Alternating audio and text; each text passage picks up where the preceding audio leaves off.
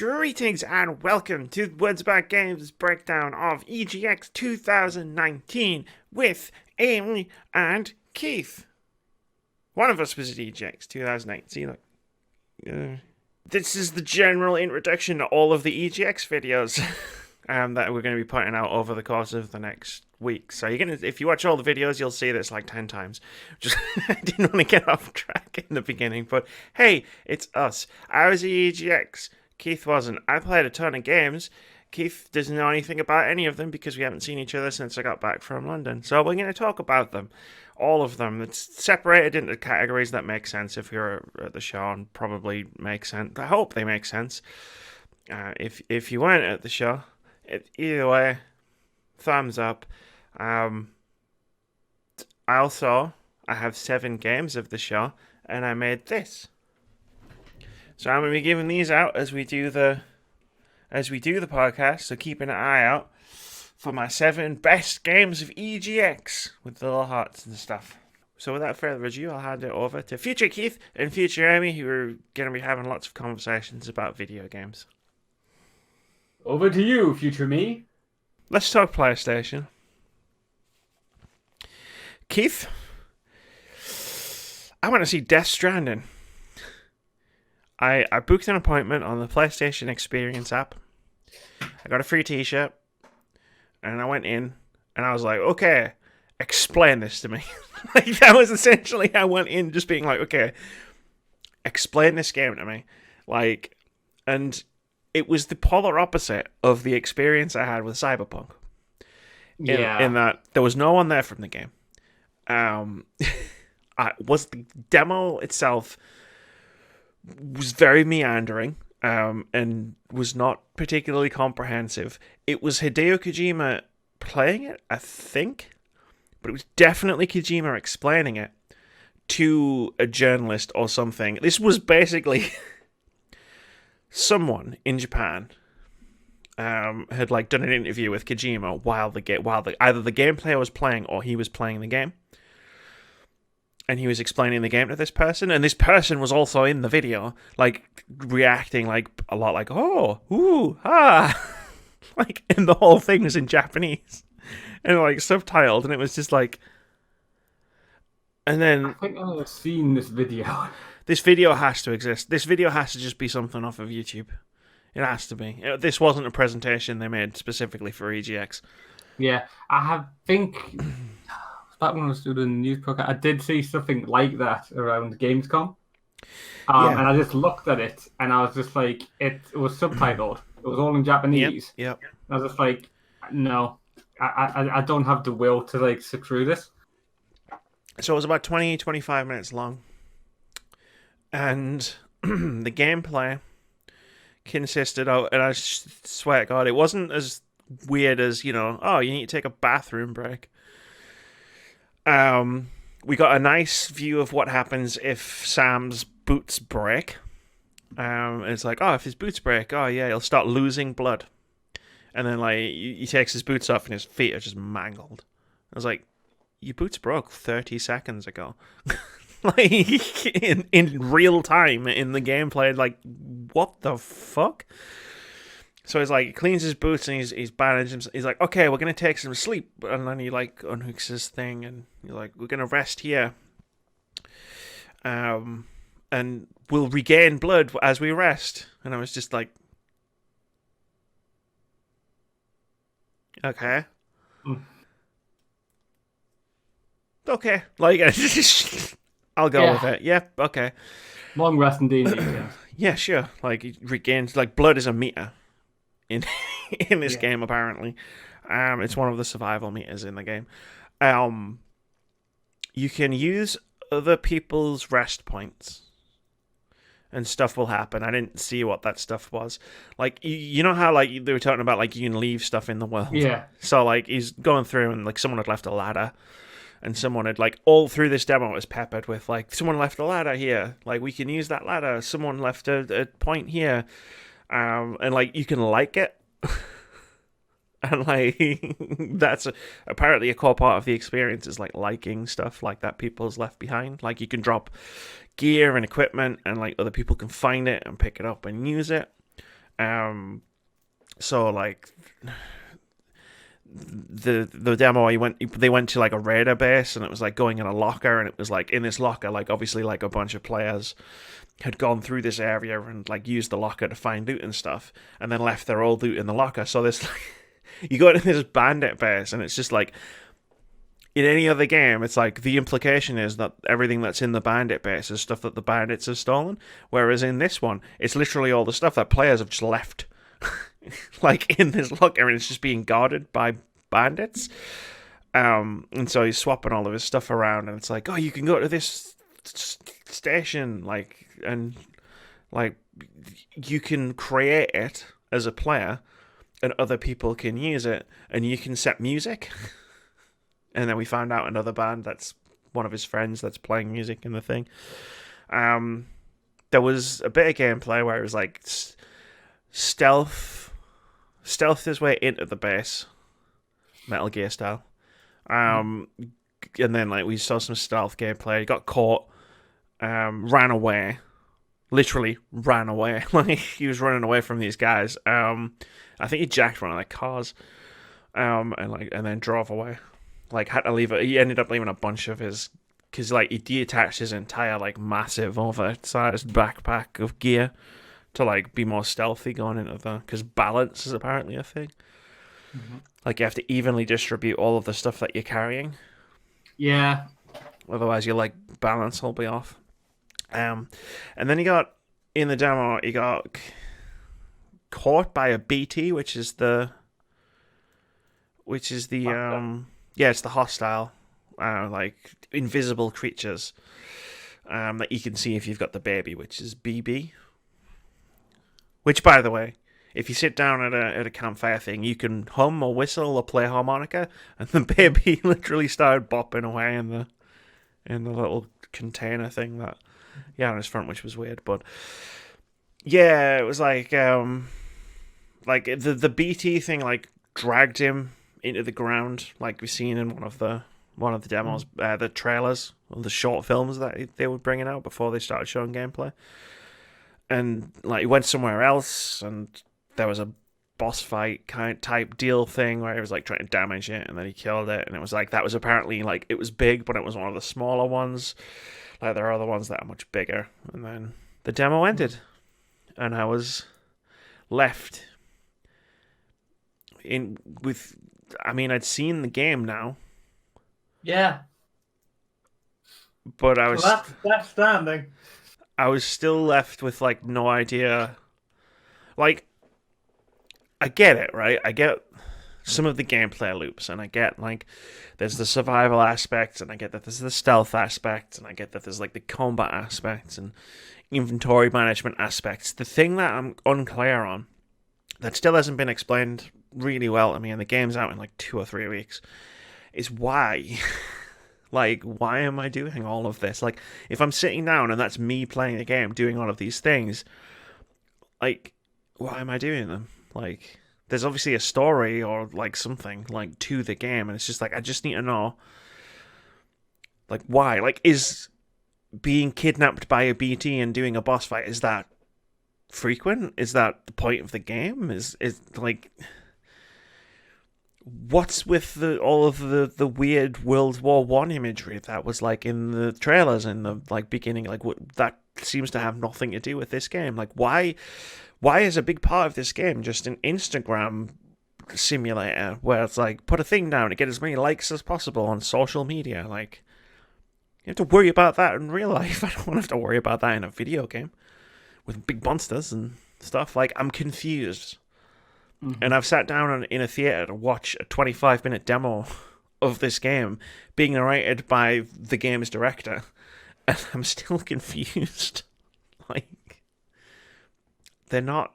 I don't know. Like, do you have any questions? Like, I can try to answer. Of you? No. Of the game? Yes. Like, I don't think I could answer any of them. I know. That's why I'm not going to ask them. It's because you might run wild, and what we've seen, I mean, his name is going to sell a lot for this game. Yeah, 100%. Beyond that, it's like what we've seen. Not as much. I mean, Like this game could be amazing. It's just Yeah, that it could be amazing. it's There might be like a lot of big information they don't want to show yet. yeah, Come out when people start to play it. yeah, 100%. Like, I mean, there has to be at this point. Like, this is a whole story, Hmm. I assume, and like it does look really different from like any like AAA game, like which is cool, but it's it's got a lot of systems and mechanics in it that feel superfluous, but they might not necessarily be superfluous because I haven't had the game properly sort of explained to me to a point where I can grasp what it's trying to do. Like they just right now, it's like I'm seeing certain things and I'm like, well, that's cool, but what the hell is this all about, and why is this a thing? And yeah, I don't know, and I don't know, and now it's like, yeah, I've sat down and fucking watched a demo of it, and I'm still sitting here going, I don't know. It's like I'm gonna have to play it, like, but my expectations are set at a certain level, which is probably for the game's benefit because if it passes them, like it won't. It's like it's not the lowest bar, but it's not a particularly high bar for the game to have to clear. We'll see. I did enjoy Metal Gear Solid 5 though, so let's move on and talk about one of my more surprising games of the show because I never heard of it before I played it. Boundary. So, what is Boundary? Imagine if you're an astronaut on the International Space Station, right? Hmm. And there's 8 of you up there, right? And one day you'll get bored, and you're like, because there's nothing really to do in space, and you're like, yeah, whatever. You know what we should do? We'll split up into 2 teams, and then we'll get all the guns that are in the secret International Space Station armory, and we'll just divide them out, and then we'll all just go outside in spacesuits, and we'll just play real life Call of Duty. That's what Boundary is. It's a first-person 4v4 arena shooter set in space. Like, so it's caught in space, and it's very much a military, like arcadey sort of first-person shooter. You've got different classes that have different weapons, like the assault rifle class and the sniper rifle class, and there's one with SMGs and stuff like that. And you're literally like the level I played. We were playing like there was 4 stations on each side of the thing, and it was literally like us versus them. It was a multiplayer match, and the level we played was literally we were outside a space station, like zipping around, like fighting in like 0 gravity, 360-degree movement. It was awesome. Like, it was so much fun. Like to just have that sort of like Call of Duty esque like multiplayer gameplay loop, but to have it be in space. Like, and just have that. The leading was a bit confused. I mean, is it one hit kills? It's not one hit kills, no. It's like the time to kill is probably about equivalent to like a Call of Duty type thing. It's not instant, but it's not slow either. Like you die quite quickly. Like aiming's a bit weird because when you're playing Call of Duty, excuse me, when you're playing like a Call of Duty type game, like or even like a Titanfall, right? Gravity exists. Right, you can like in Call of Duty, in Titanfall, you can wall run and you can double jump and stuff. But like if you're attacking someone, like logically, there's only so many moves that other person can make that you can anticipate. In Boundary, they can go in any direction they want because you're in space. So it's kind of cool, like in that way, because like there's ways you can sort of like as long as you're not completely like blindsided and don't know where you're getting shot from. There's ways you can sort of maneuver yourself to maybe not die instantly, like as soon as someone gets you in their crosshairs. And like you can like as you're like going around, flying around this space station. Obviously, there's like you're using that as cover, but there's also like a tunnel bit that you can like go through, for example, where you can just zip through it and like maybe hide and wait. Some bastard did to me while we were playing. I was just fucking crouched in the in the corner of this thing, waiting for people to come through. I got him back though. But yeah, it was so much fun. Like, there's different classes, different abilities. You can the class I picked, like I had this shoulder mounted thing that I could fire and like disable someone for like, a second or two. To like stop them moving.